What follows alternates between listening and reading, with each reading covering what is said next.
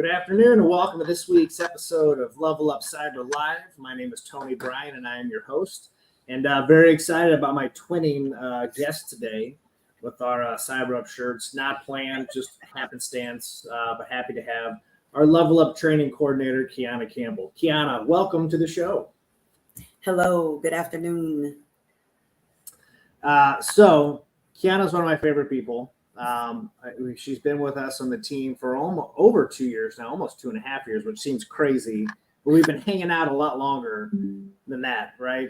We go back even further than that. So I feel like I know you pretty well, but I don't think everybody else does. Maybe some of the folks have come through the program, got to know you. But for the sake of everybody, tell us a little bit about yourself, how you came to be to CyberUp and the role that you're doing at CyberUp. Kyauna C. Campbell. I am the LevelUp training coordinator. However, my journey with CyberUp started as one of the first classes with CyberUp back in 2018. So we were doing in-person classes. Friend of mine started with one of the very first classes, and she recommended this course to me and said, since you like puzzles and problem solving, so why don't you try to do this cybersecurity course? And of course, I was like, maybe I'll try it. And it was something different. So I was interested in doing, trying to not be a stay-at-home mom anymore. And so that was something I decided to do, go into cybersecurity. And so I signed up for the course, did all the onboarding, and started doing these in-person classes once a week at the T-Rex building, and ended up getting this cert you see behind me back in the day. Graduated in about 2018. And that's started my journey with CyberUp, and ended up doing some full circle things and coming back to CyberUp as an employee. So that yeah. Well, so Kyauna was always one of the students. Well, I mean, you were one of the students that stuck out, right? It clicked. You got it. Just, I think, a team player, with that. And then we were starting to grow. The organization was starting to grow. We really needed somebody to kind of jump into that role and maybe help others navigate a journey like you did for yourself. And so it made a ton of sense. We reached out to Kyauna. She's like, oh, that would be great. And lo and behold, 2.5 years later, she's killed it, right? So all the things, tell us a little bit about all the things you're doing for folks that come through the program, because it's a lot. Well, yeah, a little bit. I guess coming through the program, of course, onboarding all the new candidates that come through and letting them know, here's the training program and this is how it begins. But also, as you're finishing up the training program, you're gaining all these new skills, and that's great. But what do I do now that I have these skills, these technical skills? But what do I do with these skills? And so what do I do as I'm sitting in front of an employer? And so technical interviews are a little bit different than a regular interview. Having a resume is great, but how do I update that resume to a technical resume? It's a little bit different, not that much different, but it does make a difference. What do I do with my LinkedIn? Should I even have a LinkedIn? And of course you should. I got back in touch with Tony through LinkedIn. So that's very important. I just spoke with a candidate who she's like, I don't even have a LinkedIn. And I'm like, why not? That's so important because that starts your networking. That has an algorithm. I know one person in particular, I won't say any names, but their LinkedIn still has their previous job on their LinkedIn under their bio. And they've started a whole new cybersecurity career, but their LinkedIn bio still has their old career. And so their algorithm is still set to customer service rep or, whatever job they still were previously doing. And so you're not going to get any job leads. You're not going to network properly. You're not going to have anything cybersecurity related until your LinkedIn bio has a cybersecurity algorithm. So how are you going to meet anybody in the field? How are you going to advance in the cybersecurity field if your algorithm does not say or does not have a cybersecurity base? It's not cybersecurity focused. These things are quite important if this is where you're trying to go. And so that's important. We do help you with those things, but you have to help yourself. Yeah. So let's jump into it. I think the goal for today was there's really 3 core components, right? And the idea was, all right, I got skills. And I think, we've been very, or I mean, at least I, for the past 9 months of doing the show, we've always taken the same stance that skills paths were indifferent, right? Skills are skills. There's lots of great organizations across the United States and the world, right, that are doing boot camps, college degrees, pre-apprenticeship, and not all of them are created equally. I'm not going to say all of them are good and not all of them are bad, but all of them. The goal is to get you a particular set of skills that kind of gets you qualified for a job, and then it's on you a little bit to go find that first role, and then that first role is hard, right? Like it's the one thing, regardless of what skills path somebody picks, it's really complicated to break into that first job. So, the three things that I think we've done really well, and Kyauna and Karen and the team do really, really well, is our professional development curriculum, our PDP curriculum. And it really is intended to prepare everybody, and it's more of it is just to give them the confidence, right? Because that's a big part of it, right? Imposter syndrome is real. It's gonna come in. I think we mentioned this last week. I'm still always blown away about the amount of people who just don't go take the test at the end of it. They go through all the class, and then when it comes to take the cert, right, like they just don't finish. But another discussion for another day. So we're going to cover LinkedIn's, we're going to cover resumes, and we're going to cover interviews today in our 23 minutes left with Kyauna. So, and we're just going to jump into LinkedIn a little bit, because you made mention to it, right? And I think you're, the old adage of you dress for the job you want. It always makes me think of the, what was the movie with, oh my God, why is my brain? It had Vince Vaughn. The Devil Wears Prada is a great example. When she first walked in there and she told her, when she said something about how she dressed, and she's like, no, that's not a question. No. I'm thinking of Fred Claus, where he's wearing the Superman costume under his suit, because that's the job he really wants, right? So so much like your LinkedIn, and that's we're comparing clothes to your technology and your digital footprint. But to Kyaunna's point, if you're not out there in the world saying you want to be in the technology field or cybersecurity field, you're not going to get that energy thrown back to you, right? That's so correct. First and foremost, right, what advice would you give to somebody of how do you change that algorithm up, right? We'll start there. LinkedIn, number one, if you're trying to be a cybersecurity analyst, then you should put, I'm trying to be a cybersecurity analyst on your LinkedIn.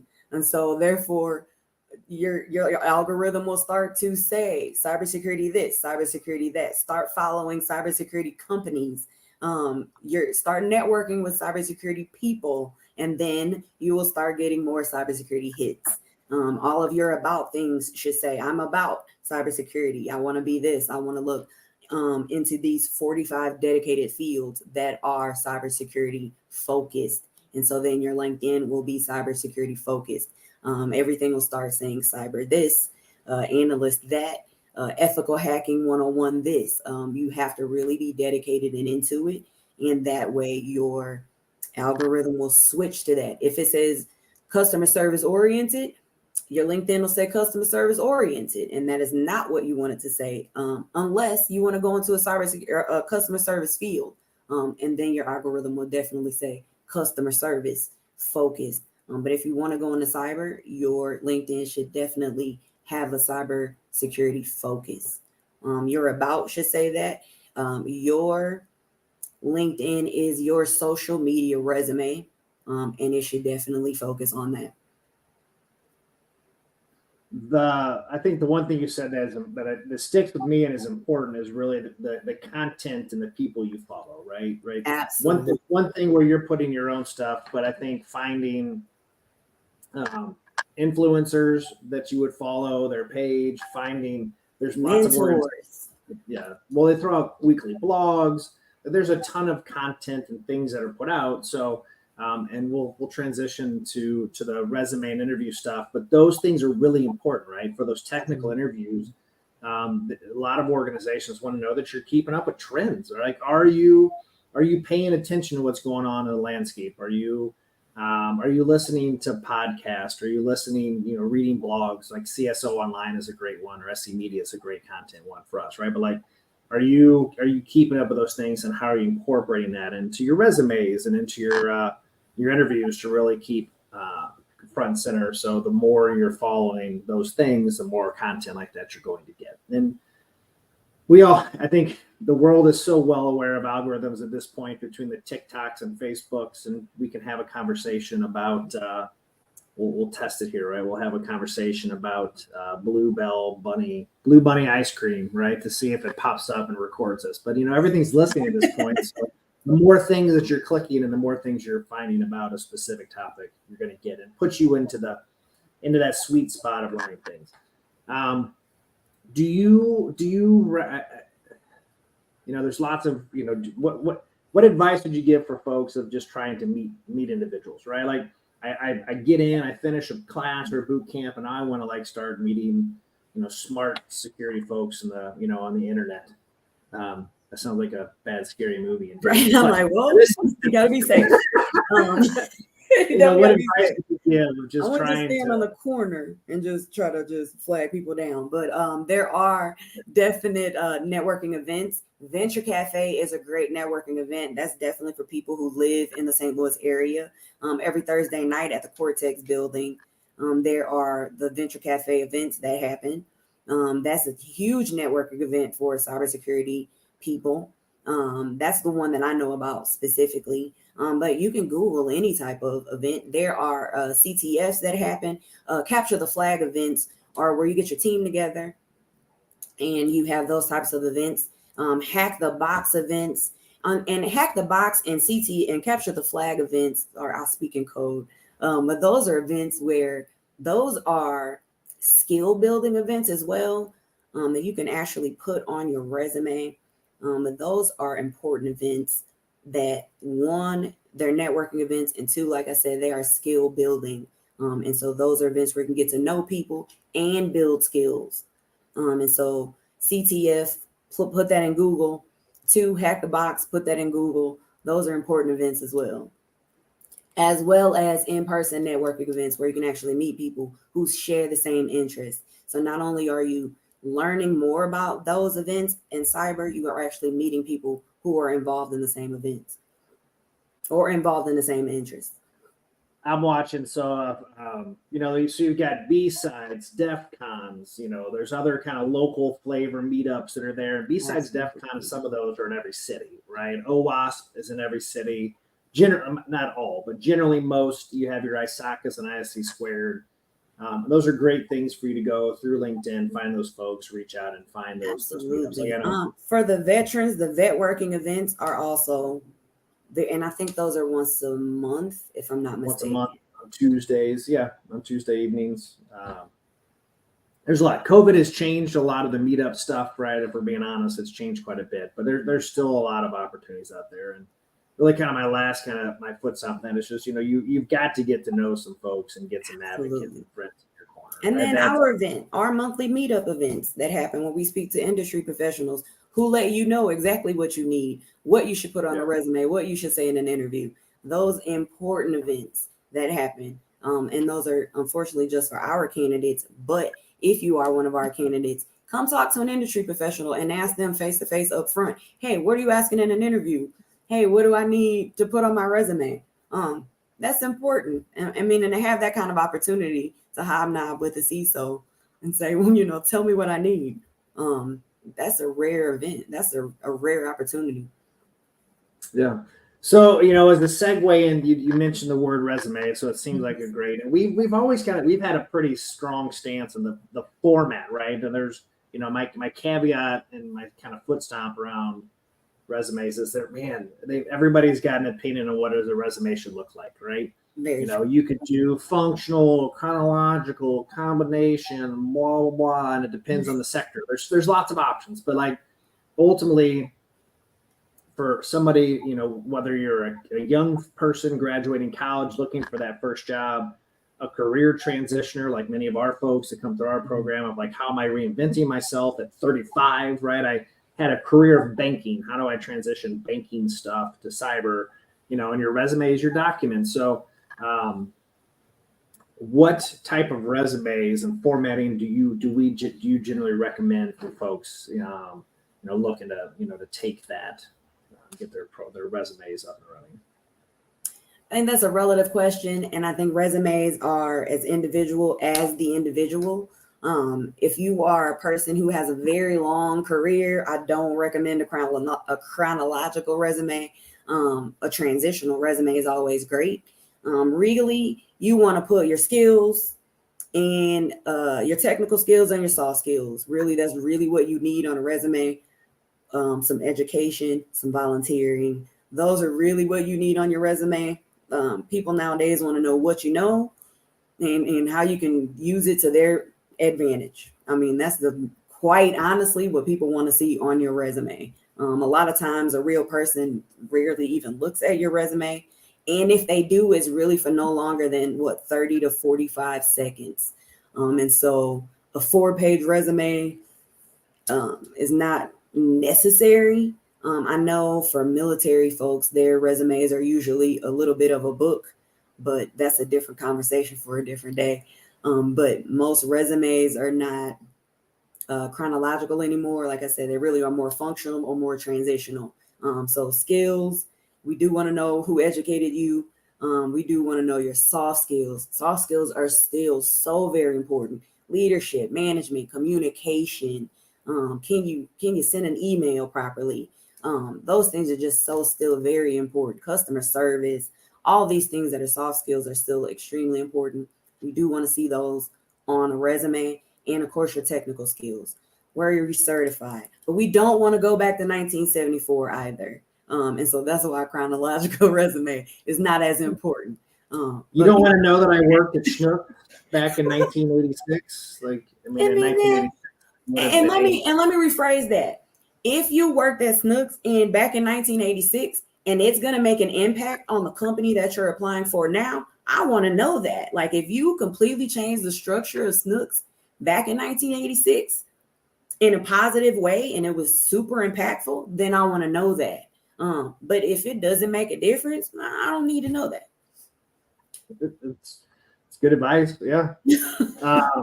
Yeah, for me, that we've generally recommended we'll call it a combination resume, right? So leadership, communication, technical skills, right? You're bucketing, things that you've done throughout your career, maybe those 3 categories.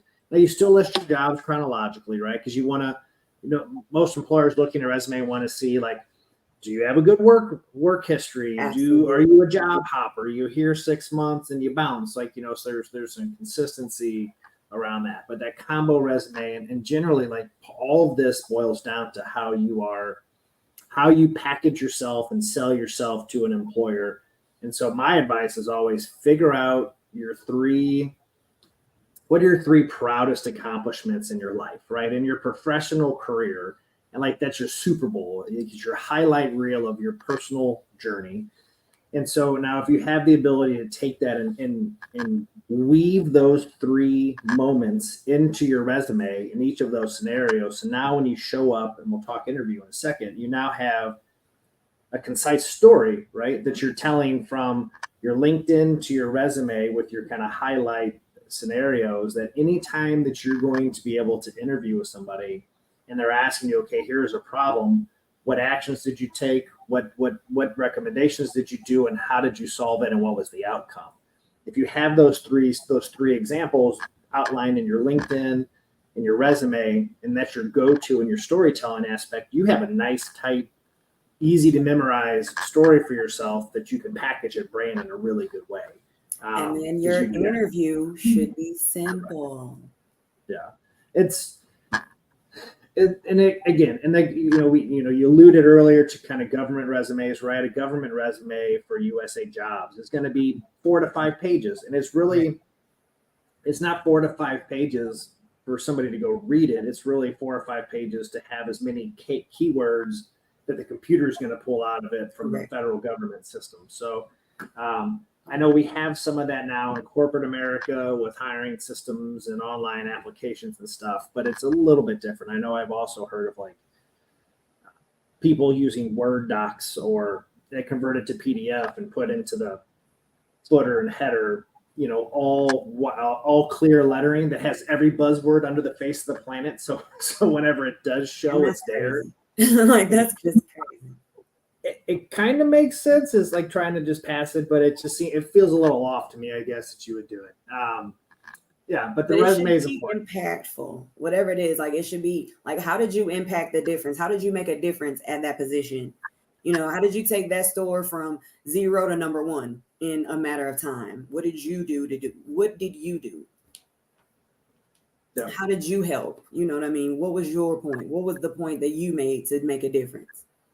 Yeah, I think I'm trying to debate who it was a couple weeks ago on the show where we were talking similar around skills and on a resume, and this is probably just a good kind of sticking point here. Make sure that 3 or highlight reel for you are projects that you had ownership of, not just things that you participated in, right? So in that instance, the interview was, well, great. Our team did an adoption of Splunk, right? I'm making up a software. Well, okay, well, the question for that next question is, okay, what was your involvement in the Splunk adoption? Well, I was a user that got trained on it. So like, you didn't really like implement Splunk, right? You just participated in it and it felt good enough to put in your resume. So it's not really a relevant thing to you.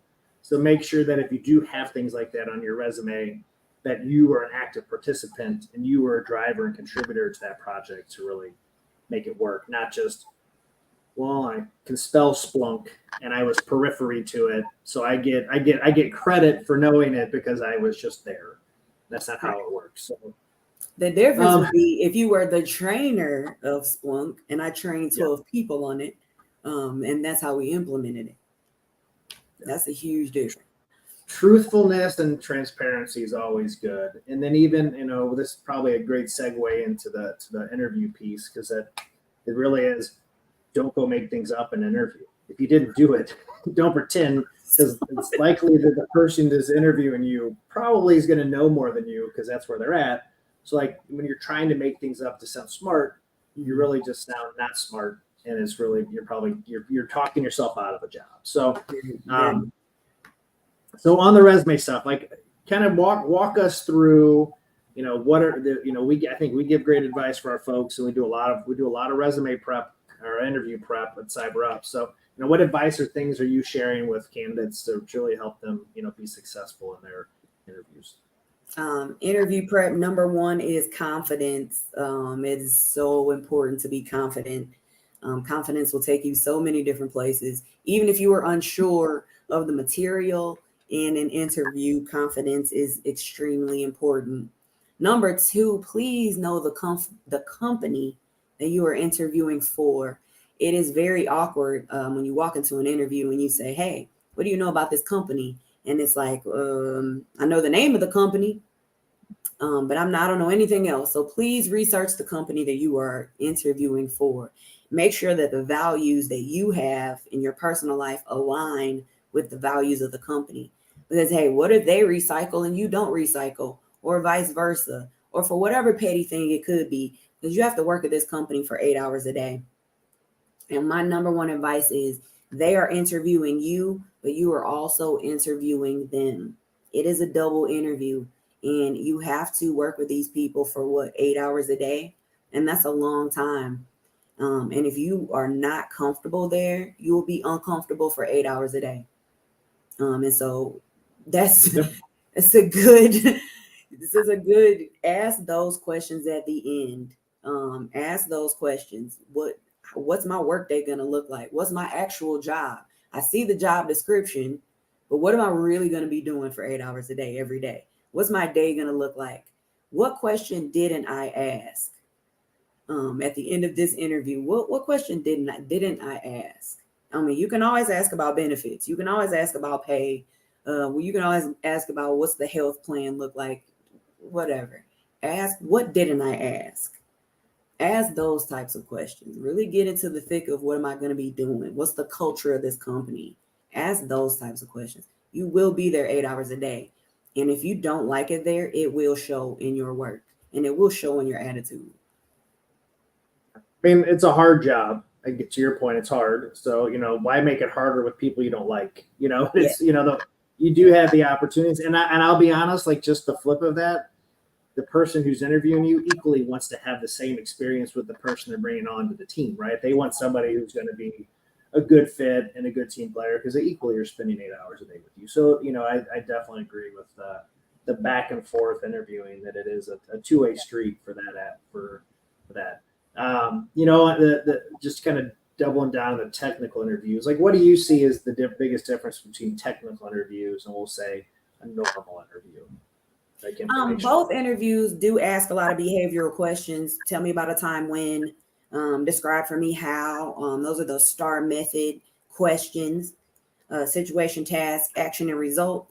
But those technical interviews may ask you, describe for me a column. How do you set up a column in Excel really quick? Or, tell me how you set up a virtual box step by step.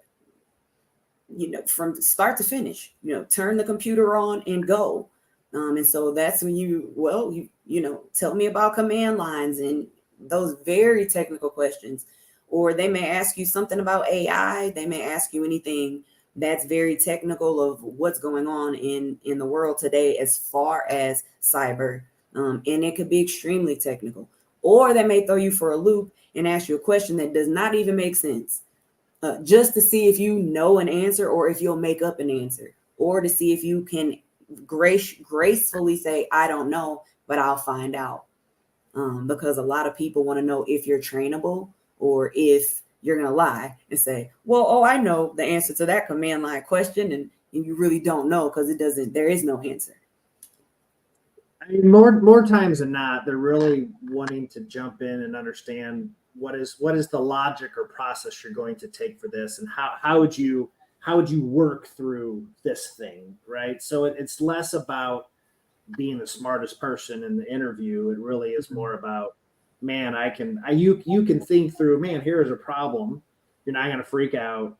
You're not going to shut down. You're going to take a step back and logically think through it and take a good approach. And if you don't know, right, you're going to go and ask or go Google and get some support to make sure that everything's good. So, like, I have not, I'm not going to say never, but very rarely have we come across somebody who's trying to just make a fool of the person interviewing and trying to intentionally make them look silly, right? Like they don't know anything, but they're smarter. So that's the positive side of this. And honestly, everybody within the industry that I have met, and that's quite a few people, have been cool, right? There's 660,000 jobs, right? Just remember that. Like, there's a lot of jobs and opportunity here. Nobody's really worried you're going to come in and take their job. So you're safe. So they want to see you be successful. I think if you keep that in the back of your mind, you're good.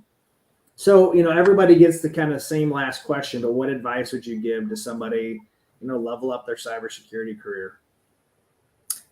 Definitely be confident.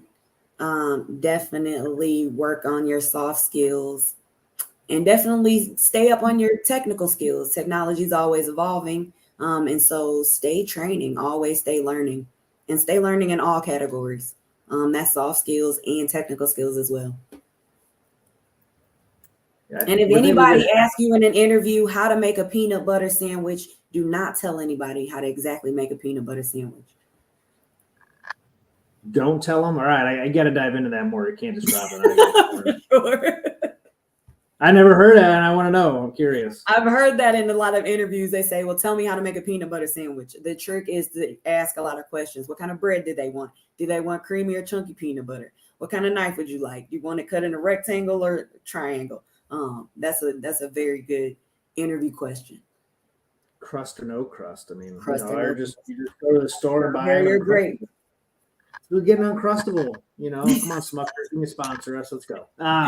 No, but it's, it's for all those. And I imagine that for some of those that are listening, there's probably a moment and level of frustration, right? Maybe you're the person who's been out there on the grind, right? There's a few I know I follow on LinkedIn that have done an incredible job of sharing their kind of job search journey, very, very visibly on LinkedIn. And it's cool. It's interesting to see just the transparency there, but don't get discouraged. There's a lot of good advice I think that was just given by Kyauna over the last 30 minutes, but get out there, meet people, continue to polish your story. that confidence echo is huge, right? If you don't believe in yourself, it's going to come across poorly when you do that interview. Absolutely. For sure. And use your resources, use your mentors, reach out to people who you know can help you. Use your messages. Go on LinkedIn. If somebody who you can message out to, use your resources. We're all here to help you.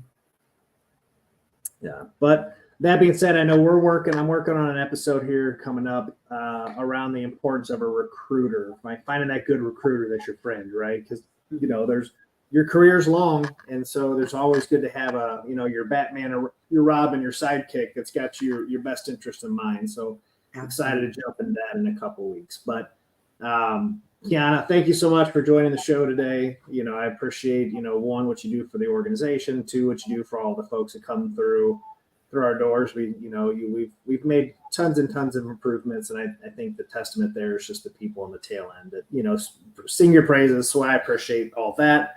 And I appreciate everybody tuning in this week. So this has always been a lot of fun. The show is great. Looking forward to closing out the year strong with some solid guests. So Kyauna, thank you. And for everybody else, have a great week, great short week.